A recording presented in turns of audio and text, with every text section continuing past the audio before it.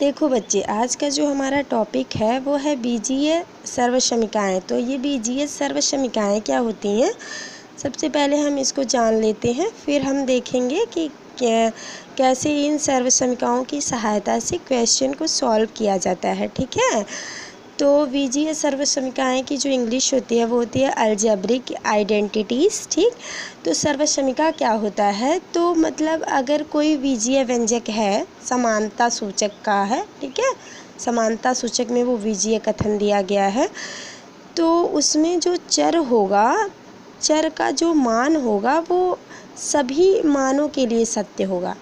ठीक है, यानी कि जो हमारा समानता सूचक बीजीय कथन है उसमें चर जो है, अगर हम अलग अलग मान चर का रखते हैं, लेफ़्ट हैंड साइड में और राइट हैंड साइड में, दो साइड होंगे, क्योंकि हमने पहले ही कह दिया कि समानता सूचक बीजीय कथन है। तो यानी कि समानता सूचक कोई बीजीय कथन आपके पास है, उसमें लेफ़्ट हैंड साइड है और राइट हैंड साइड है। ठीक है, तो लेफ़्ट हैंड साइड में और राइट हैंड साइड में जो चर दिया गया है उस चर में हम अलग अलग मान रखेंगे। जैसे मान लो अगर यक्स कोई चर है तो हम यक्स का मान अलग अलग रखेंगे दोनों साइड में, लेफ़्ट हैंड साइड और राइट हैंड साइड, यानी कि बायां पक्ष और दायां पक्ष में। तो जितना भी मान हम रखते हैं सभी मानों पर लेफ़्ट हैंड साइड और राइट हैंड साइड का जो मान होगा वो इक्वल आएगा, यानी कि बराबर आएगा। ठीक है, मान लो कि अगर यक्स है तो यक्स का मान हम 1 रखते हैं दोनों साइड में तो भी बराबर, 2 रखते हैं तो भी बराबर, 3 रखते हैं तो भी बराबर। मतलब जितना भी मान हम यक्स का रखें तो हमारा जो लेफ़्ट हैंड साइड है वो राइट हैंड साइड के बराबर आए, यानी कि प्रत्येक मान जो चर का होगा वो सत्य होगा। सत्य होने का मतलब यही है कि left hand side right hand side के बराबर आए। ठीक है, तो कोई भी हमारा समानता सूचक कथन है, बीजीय कथन है, जिसमें हम चर का अलग अलग मान रख रहे हैं, तो लेफ़्ट हैंड साइड और राइट हैंड साइड बराबर आ रहा है, तो हम उसको कह देंगे, उस बीजीय कथन को कह देंगे कि ये सर्वसमीका है। ठीक है, और यहीं एक बात और समझ लेते हैं कि अगर मान लो कि 1-2 मान पे तो बराबर आ रहा है, लेकिन अगला मान हम जब रखने जा रहे हैं तो बराबर नहीं आ रहा है, तो हम कहेंगे कि ये जो बीजीय कथन दिया गया है ये हमारा सर्वसमीका नहीं है, बल्कि क्या है, समीकरण है। अब समझ में आ गया होगा अच्छे से। तो इसमें कुछ सर्वसमीकाएँ दी गई हैं जिसे हम लोग बहुत पहले से ही पढ़ते चले आ रहे हैं, फिर वही चीज़ है लेकिन आपको थोड़ा अच्छे से समझना है इसे। जैसे पहला है तो ये भी सर्वसमीका, जितनी यहाँ हमने लिखने सब के सब सर्वसमीका है। अगर आप अलग अलग मान रख के इसको चेक करेंगे तो लेफ़्ट हैंड साइड और राइट हैंड साइड सभी मान पर बराबर आएगा। ठीक है, तो पहला हमारा हो गया a + b का होल स्क्वायर होता है a² + b² + 2ab, a - b का whole square a² + b² - 2ab होता है, ये भी एक सर्वसमीका है। ऐसे ही a² - b² बराबर होता है a + b a - b, ये भी सर्वसमीका है। ऐसे a + b का whole cube a³ + b³ + 3ab, a - b का होल क्यूब तो a³ - b³ - 3ab ब्रैकेट में a - b, और a³ + b³ बराबर a + b और a² - ab + b², और फिर है a³ - b³ तो ये भी है a - b a² + ab + b², और a + b + c का होल स्क्वायर है a² + b² + c² + 2ab + 2bc + 2ca। देखिए ये सारी सर्वसमीकाएँ हैं, ये आपको लर्न करना है। जब तक आप इसे लर्न नहीं कर लेती हैं, ठीक है, तब तक ये जो क्वेश्चन है वो सॉल्व नहीं कर पाएंगी, ये याद करना ही करना है आपको। ठीक है, तो जैसे अब क्वेश्चन कैसे रहेगा तो हम जानेंगे कि कौन सी सर्वसमीका हमें लगानी है, ये भी इम्पॉर्टेंट है, क्योंकि क्वेश्चन को देखकर आपको ये समझ आना चाहिए कि कौन सी सर्वसमीका का हमें इस क्वेश्चन में प्रयोग करना है। ठीक है, तो जैसे यहाँ देखो, पहला क्वेश्चन तो एकदम क्लियर है, कह रहा है कि 4x + 3y का वर्ग ज्ञात कीजिए। तो वर्ग क्या होता है, 2 से होता है, यानी कि हमें क्या निकालना है, 4x + 3y का होल स्क्वायर निकालना है। अब होल स्क्वायर, अब ये किस टाइप का दिख रहा है, ये क्वेश्चन हमारे किस सर्वसमीका के टाइप का है, तो अगर हम सीधे से देखें तो हमारा जो ये पहला टाइप है a + b, यानी ए, ये पूरा ए हम मान लें और ये पूरा क्या मान लें, बी मान लें, तो इसका स्क्वायर है, तो यानी हमारा ये पहले टाइप का है ए प्लस बी का होल स्क्वायर। ठीक है, अब हम सॉल्व कैसे करें, तो हम मान लेते हैं ना, देखो हम कोई और सर्वसमिका नहीं मान सकते, क्यों, क्योंकि देखो यहाँ स्क्वायर है, यहाँ भी स्क्वायर है, यहाँ प्लस है, यहाँ भी प्लस है, और सब में देखो सब अलग अलग है, सब अलग अलग है, और कोई यूज ही नहीं कर सकते हम। ठीक, तो हम मान लेते हैं ना। ध्यान देने वाली ये बात है कि आपको बस यही देखना है कि प्लस के पहले क्या है वो ए है और प्लस के बाद क्या है वो बी है। कुछ भी हो उससे मतलब नहीं हमें, बस हमें यही जानना है, जो पहले है वो ए है पूरा और जो बाद में है वो बी है। ठीक, तो हम मान लिए, माना ए बराबर हो गया 4x, बी बराबर क्या हो गया 3y। ठीक है, अब फॉर्मूला देखो, फॉर्मूला पहला हमारा यही कहता है कि सबसे पहले आप पहले का स्क्वायर करिए, फिर दूसरे का स्क्वायर करिए, फिर दोनों का गुणा करिए 2 के साथ। यही फॉर्मूला है ना। देखो ये है ए स्क्वायर यानी पहले का स्क्वायर, ये है बी स्क्वायर यानी दूसरे का स्क्वायर, प्लस में इन दोनों का गुणा यानी ए बी, और किसके साथ गुणा करना है 2 के साथ। बस इतना ही कॉन्सेप्ट आप दिमाग में बैठा लें तो आपको एकदम याद हो जाएगा। ठीक है, तो क्या पहले का स्क्वायर फिर दूसरे का स्क्वायर प्लस करके फिर प्लस करके दोनों का गुणा 2 के साथ। ठीक है, तो हम यही काम करेंगे। लिख लिया हमने a square plus b square plus 2ab, यानी कि पहले का स्क्वायर, तो पहले का स्क्वायर प्लस में दूसरे का स्क्वायर, दूसरे का स्क्वायर प्लस दोनों का गुणा करेंगे, यानी 4x 3y का गुणा करेंगे किसके साथ 2 के साथ। अगर इतनी चीज़ें समझ आ गई तो कोई भी क्वेश्चन हो कोई प्रॉब्लम नहीं आएगी। एक बार हम फिर से समझा दे रहे हैं।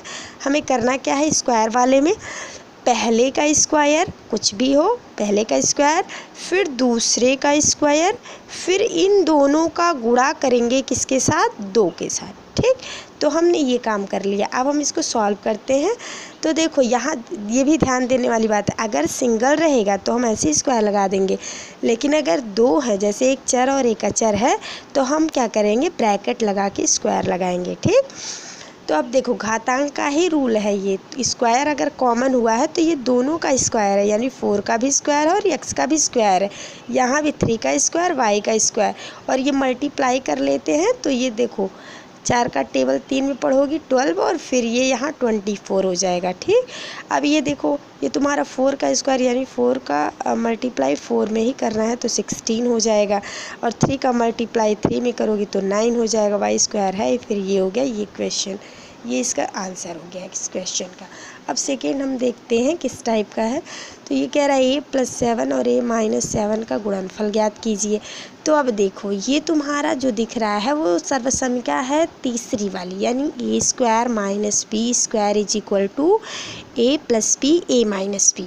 तो उल्टा भी सर्वसमिका अगर आपको दिखता है, मतलब राइट हैंड साइड से लेफ़्ट हैंड साइड लाना, लेफ़्ट हैंड साइड से राइट हैंड साइड लाना, तो ये सर्वसमिका में होता है क्योंकि दोनों इक्वल होते हैं। ठीक है, तो यहाँ देखो a प्लस ये मान लो है a plus b a minus b. तो देखो जब हमारा क्या रहता है a square minus b square, तो हम क्या करते हैं एक बार a को b के साथ जोड़ देते हैं और एक बार a को b के साथ घटा देते हैं। यही फार्मूला है कि अगर हमारा क्वेश्चन है a square minus b square के टाइप का, तो हम क्या करेंगे एक बार a को b के साथ जोड़ देंगे, एक बार a को b के साथ घटा देंगे। तो यही चीज़ है, हमारा दिया हुआ है a प्लस बी और a माइनस बी, तो ये किसका है a square minus b square, यानी a स्क्वायर ये है, b की जगह पे 7 है, 7 का स्क्वायर, तो ये हो गया a स्क्वायर माइनस 49। ठीक है, अब देखो थर्ड टाइप का क्वेश्चन, ये भी इम्पोर्टेंट है।